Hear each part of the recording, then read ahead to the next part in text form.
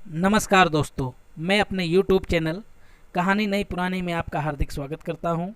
और आज जो कहानी सुनाने जा रहा हूं उसका नाम है बीबी छुट्टी पर। ये कहानी मालगुडी की कहानियों पर आधारित है और इसके लेखक श्री आर के नारायण जी हैं। तो आइए शुरू करते हैं हम अपनी कहानी।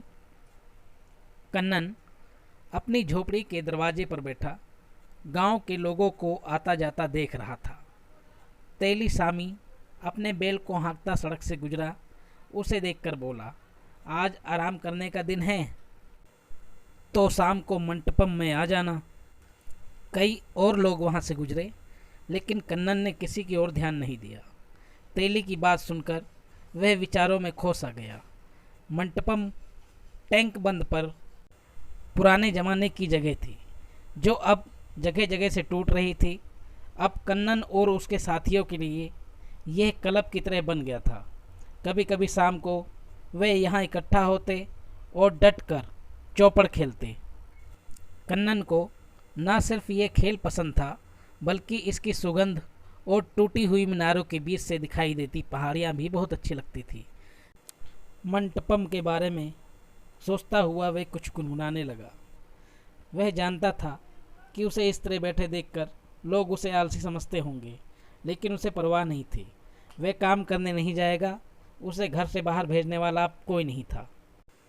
उसने कुछ दिन पहले मन में चुपचाप खुश होते हुए उसे मायके जाने की सलाह दी थी। उसे उम्मीद थी कि उसके माँ बाप उसे 10-15 दिन और रुकने को कहेंगे। हालांकि अपने छोटे बेटे की अनुपस्थिति उसे अच्छी नहीं लग रही थी, लेकिन कन्नन इसे बीबी के ना होने की खुशी की कीमत के रूप में ले रहा था।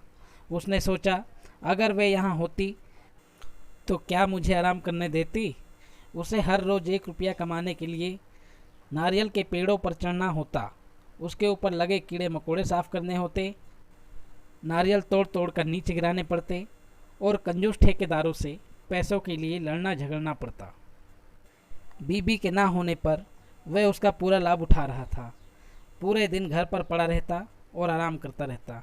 लेकिन अब हालत ये हो गई थी कि उसके पास एक भी पैसा नहीं बचा था। पैसे के लिए आज ही उसे पेड़ों पर चढ़ना जरूरी हो गया था। उसने अपने हाथ और पैर फैलाए और सोचने लगा कि अब उसे पेड़ों पर चढ़ना कैसा लगेगा। उसके हाथ और पैर कड़े हो गए थे और केवल मंटपम जाने के लायक ही रह गए थे। लेकिन वहाँ खाली हाथ जाना भी सही नहीं था।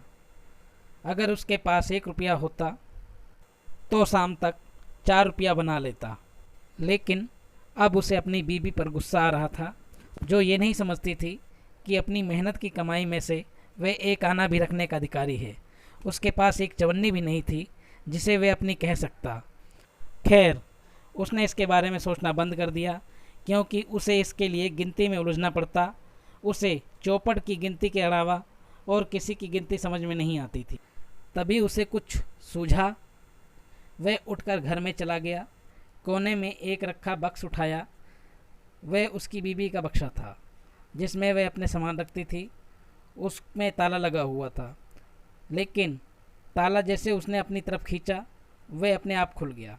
ईश्वर मुझ पर बहुत मेहरबान है, ये सोचकर उसने बक्स का ढक्कन ऊपर उठाया और उसमें बीबी की कीमती चीज़ें रखी थी, जैसे जैकेट, 2-3 साड़ियाँ। एक साड़ी उसने उससे शादी में भेंट की थी, जिसे उसने अब तक संभाल कर रखा हुआ था। कपड़े उसने नीचे रख दिए और लकड़ी के उस डिब्बे की तलाश करने लगा जिसमें वह पैसा रखती थी। डिब्बा बिल्कुल खाली था और उसमें कोई पैसा नहीं था। उसने गुस्से में भरकर सोचा, वह अपने भाई या किसी और के लिए सारा पैसा निकाल कर ले गई होगी। मैं यहाँ दिन भर मेहनत करता हूँ, उसके भाई के लिए अगली बार देखा तो उसकी गर्दन मरोड़ दूंगा। ये सोचकर उसे बहुत संतोष हुआ। तभी उसके नज़र गुल्लक पर गई। ये उसके बेटे की गुल्लक थी, जिसमें वह पैसा जोड़ता रहता था। अब कन्नन ने वह गुल्लक उठाया और उसे हिलाकर जानने की कोशिश की कि उसमें कितना पैसा होगा। उसने गुल्लक से पैसे निकालने की बहुत कोशिश की, लेकिन गुल्लक का मुंह छोटा होने की वजह से उसमें से एक पैसा भी बाहर नहीं निकला। तभी उसे विचार आया कि क्या वह ठीक कर रहा है। मन में उसके जवाब आया, क्यों नहीं, बाप और बेटा एक नहीं होते क्या? यही नहीं, मैं तो ये रकम दुगनी तिगनी करने जा रहा हूँ, जिसे बाद में इसी में रख दूंगा। फैसला हो गया। वह चारों तरफ देखने लगा कि कोई ऐसी चीज़ मिल जाए जिससे इसका छेद बड़ा किया जा सके। उसे छेद बड़ा करने के लिए कोई चीज़ नहीं मिली। अंत में उसने वह गुल्लक उठाया और उसे ज़मीन पर पटक दिया।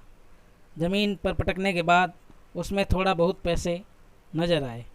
उसने सारे पैसे धोती की कमर में बांधे और बाहर निकल गया। मंटपम में भाग्य ने उसका साथ नहीं दिया, या यूँ कहें कि पैसा उसके पास नहीं फटका। थोड़ी ही देर में वह सारे पैसे हार गया। उसके बाद कुछ देर बाद वह उधार पर खेलता रहा, लेकिन दूसरों ने कहा कि वे हट जाएं और पैसे वाले को खेलने दें। वह उठकर बाहर निकल आया और घर की ओर बढ़ने लगा। सूरज अभी ढला नहीं था। जब वह गली में घुसा, उसने देखा कि सामने से उसकी बीवी उसके बेटे का हाथ पकड़े चली आ रही है। कन्नन सहम उठा। यह सपना भी हो सकता है, उसने सोचा और ध्यान से देखा। बीवी पास आ गई थी।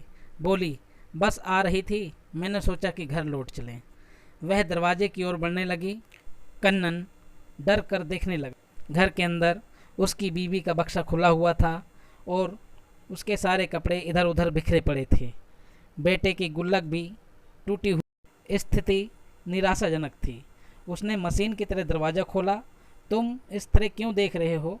बीबी ने पूछा और भीतर चली। बेटे ने 2 पैसे निकाल कर उसे दिए। चाचा ने मुझे दिए हैं, इन्हें भी गुल्लक में रख देंगे। कन्नन ने परेशानी की चीख मारी। लड़के ने पूछा, आप यह क्या कर रहे हैं?